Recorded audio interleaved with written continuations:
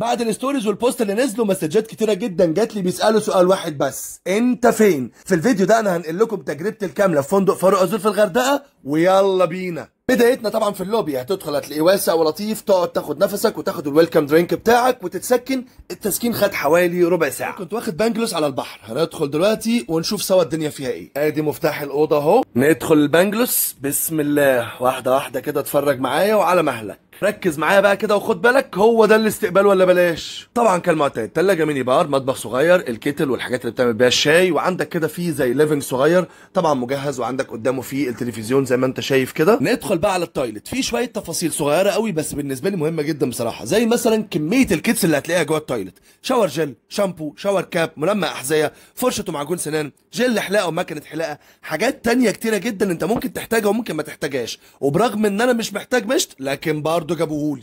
ندخل بقى على اوضه النوم، وانا اخترت البانجلوس هنا باوضه نوم واحده بس بسرير كبير. بصراحه عجبني جدا شكل الديكور اللي هم عاملينه، كان حاجه تفتح النفس كده على الاجازه من اولها. الوزه دي انا سميتها وزه حبنا، انا مراتي اتبسطت جدا لما شافتها. عندك بقى كمان البشاكير بتاعي وبتاع المدام، وعندك كده في الناحيه الثانيه اهو الدولاب علشان خاطر تظبط حاجتك وترص حاجتك. على الجنب الثاني عندك الفيو الجميل اللي احنا لسه مش هنتكلم عليه دلوقتي، وعندك كمان المكان اللي انت بتحط عليه الشنطه بتاعتك. اهم حاجه الشباشب بتاعت الحمام دي انا لازم اخدها من اي اوتيل اروح. جاهز للفيو الجامد جدا. تفتح الستاره هتلاقي فيه قدامك تراس واسع لطيف، تقدر تدخل على طول ومنك للبحر عدل. التراس واسع، لو انت مجموعه ممكن تقعدوا فيه براحتكم، او لو عندك اطفال وحابين يلعبوا جوه التراس. لو مش حابين يلعبوا جوه التراس هيخرجوا بره، في عندك زي جنينه صغيره، والرمله طبعا قدامك واسعه زي ما انت شايف.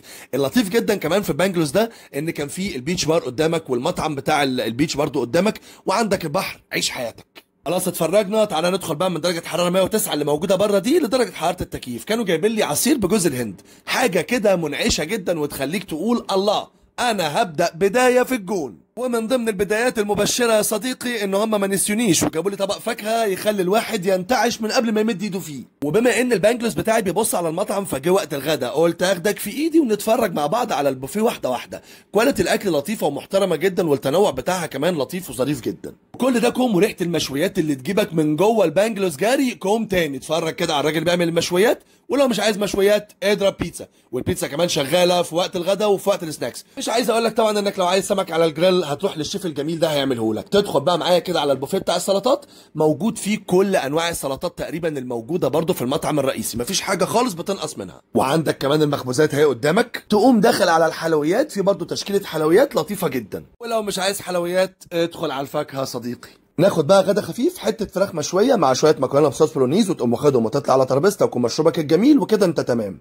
طبعا مش محتاج اقول لك ان طول اليوم في اكتيفيتيز والعاب وحفلات، وهنا كنا بنلعب التارت على البيتش. ومش عايز اقول لك اخوك رفع راسك. بص انا كسبت، ومش كسبت بس، لا ده انا خدت مركز اول. شوف الاحتفال، انا وابني ولولو بتاعت الانيميشن تيم، احنا الثلاثه كنا مكسرين الدنيا احتفالات. خلصت لعب بالنهار، تدخل على حفلات بالليل. الراجل ده كان عامل فاير شو عالمي، حته فاير شو حكايه. اتفرج عليه وهو بيلعب بالحاجات اللي مولعه نار دي، ولا كانه بيلعب بميه. وحياتك ما شاء الله عليه، كان راجل جامد جدا. عمل حته شو عظيم عظيم عظيم. كان طبعا شغال وكل شويه بيحاول ان هو يجي عند جزء من الناس بالالعاب بتاعته علشان خاطر يبقى قريب منهم اكتر. كان عامل جو رهيب وجو حلو جدا، هو مع الدي جي مع الحاجات اللي عماله مولعه نار ماسكها في ايده دي. وهنا كان بيثبت ان الانسان اصله تنين. الراجل ده كان جامد قوي يا جدعان، جامد. تيجي طبعا في نهايه الحفله قام جايب النار بتاعته، قام داخل على كلمه ازور، وبقت عندنا كلها كده منوره بالليل.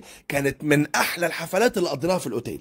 تصحى الصبح تفطر ما يسيبوكش لوحدك ابدا، تلاقي واحده من اجمل الحفلات اللي الكل بيستناها في اي اوتيل، الفون بارتي. اتفرج على الفون بارتي واتفرج علينا واحنا هايصين في الفون بارتي، حاجه كده اخر جمال. خلصنا الفون بارتي، تعالى بقى ما نتغدى سوا في المطعم الرئيسي. هتدخل هتلاقي فيه هيلثي كورنر موجود فيه سمك مسلوق وشويه حاجات تانية، والشيف الجميل ده هنا اهو بيجهز الكنتالوب علشان خاطر الغدا. اتفرج معايا كده بقى على الاطباق بتاعه الغدا واحده واحده، وكاني واخدك في ايدي وبتتفرج بنفسك بالظبط. اتفرج كده كمان على الشيف الجميل الجميل ده كان بيعمل شاورما في الجون. ولو حبيت كمان ان انت تاكل بط عندهم بطه والراجل ده يقطع لك منه. مش عايز بط وعايز تاكل سمك، ادخل على الشيف ده هيقوم مطلع لك على طول السمك اللي على الجريل. ونكمل بقيه اصناف البوفيه وهوبا نقوم داخلين على السلطات. كل انواع السلطات اللي انت عايزها من الشرق ومن الغرب هتلاقيها قدامك. خلصت السلطات تبدا تدخل على الاضافات وعلى المخللات، وبعد كده عندك كمان الشوربه والمخبوزات بانواعها، وهوب تقوم داخل على الفاكهه، تخرج من الفاكهه تقوم عامل يوترن تقوم داخل على طول على الحلويات.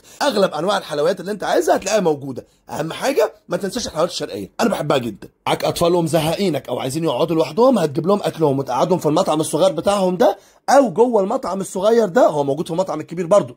هتلاقي قدامك اهو، هفتح لك كده هتشوف الشاورما قدامك اهي، وهتلاقي كمان في مكرونه بالوايت صوص. لو انت مش حابب تاكل في المطعم اللي على البحر او في المطعم الرئيسي، فالاوتيل هنا فيه 3 مطاعم الا كارت. ده المطعم الشرقي واسمه فرفشه. مش حابب شرقي، ادخل على الايطالي، خش على فالنتينوز واتفرج معايا كده على القعده بتاعته من جوه. قاعده شيك واليت كده قوي، حاجه كده في الرايق على الاخر. تنفع جدا لو انت حابب فعلا تغير بره جو المطعم المعتاد. مش عايز ايطالي وعايز تديها سوشي، هتدخل على المطعم الاسيوي. تعال افرجك برضو عليه وتشوف شكله عامل ازاي. ده شكل المطعم الاسيوي بالرسومات الحلوه اللي موجوده فيه. موجود سوشي وموجود اكل صيني وموجود كلام كتير قوي. لو حبيت فعلا تغير برضو من جو الاكل التقليدي هتتبسط قوي جواه. وانت في المطعم الايطالي او الاسيوي هتلاقي كمان في منطقه اوبن اريا علشان المدخنين. ولو انت من الناس المهتمين جدا بالجيم ما تقلقش، الجيم بتاعهم برضو لطيف خالص. تعالى كده اتفرج معايا في اغلب الاجهزه اللي انت ممكن تحتاجها في تمرينتك اليوميه. خدت تمرينتك، ظبطت نفسك، عايز تنزل البول بس خايف من لسعه الشمس، جنب الجيم على طول لازق فيه هتلاقي البول المتغطي. تنزل تضرب الغطس المتين بعد التمرين المتينه كده، خلاص انت يومك ظبط. وطبعا مش معنى ان انت نزلت البول ان انت ما تروحش على البحر. محدش يسيب الجمال ده كله ويقعد على البول بس، من هنا شويه ومن هنا شويه. اوعى تفوت القعده على البحر من غير ما تتفرج على الكائنات وابداع ربنا سبحانه وتعالى اللي موجود واللي بيظهر جدا في وقت الجزر. تلاقي عندك بقى الكابوريا الصغيره دي، وتلاقي عندك كمان السلطان الناسك، وتلاقي في عندك حلزونات وسمك وحاجات كتيره جدا. اهم حاجه وانت بتتعامل مع الكائنات البحريه دي خلي عندك شويه حذر، علشان ممكن يكون فيها حاجات سامه او ممكن يكون فيها حاجات ما ينفعش ان انت تمسكها. واحلى حاجه بقى ان انت مش هتعمل اي مجهود، وانت واقف كده بعينيك هتلاقي السمك عمال بيجري من حواليك، سواء كان على الشط بره او جوه في البحر. ادي سرب بيجري قدامك اهو، لو جدع امسك منهم واحده بس. نرجع تاني للحفلات والانيميشن تيم اللي كان مكسر الدنيا في الاوتيل. الراجل بتاع الفلاين بورد ده كان عامل شغل عالي قوي قوي قوي بصراحه. كانت كل حفله احلى من التانيه، احنا كنا مستمتعين جدا. الراجل كان بيحاول بكل جهد ان هو يعمل شو ويعمل جو ويعمل كده لعب مع الناس. بصراحه الموضوع كان لطيف جدا جدا، اتبسطنا كلنا ومفيش حد كان عايز اصلا الحفله دي تخلص. في كمان منطقه اكتيفيتيز للاطفال جميله جدا، وهنا كانوا عاملين حفله كده للاطفال قبل الحفله الرئيسيه ما تبدا. برضو العيال كانت بتلعب وكانوا مبسوطين جدا بصراحه.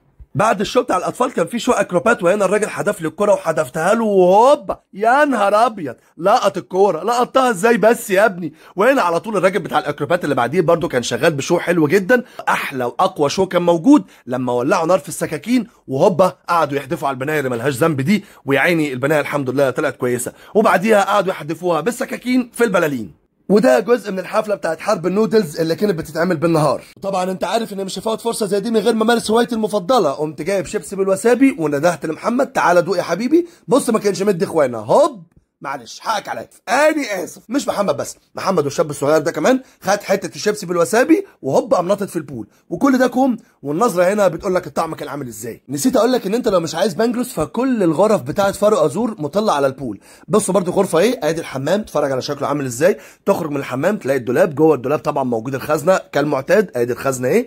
تخرج بقى من منطقه الخزنه دي تلاقي مكان بتحط عليه الشنط، وادي السراير، وعندك طبعا ورايا الدولاب، وهنا الكتل والحاجات بتاعه الشاي. هوبا في وشك على طول تلاقي البول فيو. البول هنا في ميزه حلوه جدا، ان في عندك 3 بول مع بعض، بول للناس الكبيره وبول للاطفال وبول صغير كده خالص للرضع، علشان خاطر ما تبقاش قلقان عليهم هم بيلعبوا. ومن الحاجات اللي عجبتني جدا برضو ان في مساحه كويسه ما بين الغرف وما بين البول علشان خاطر البرايفسي. طبعا لو هيصادف عيد ميلادك في اجازتك في فاروق ازور لازم تقول للانيميشن تيم علشان خاطر يحتفلوا بعيد ميلادك زي ما كانوا بيعملوا في كل يوم. في نهايه الفيديو لو بتدور على قيمه مقابل سعر انصحك جدا بفندق فاروق ازور، هتاخد قيمه اكبر من السعر بكتير. روح وخد اجازتك وهتتبسط جدا وهتدعي لي. دي اجازتك انت، ما ينفعش انا اخدها مكانك.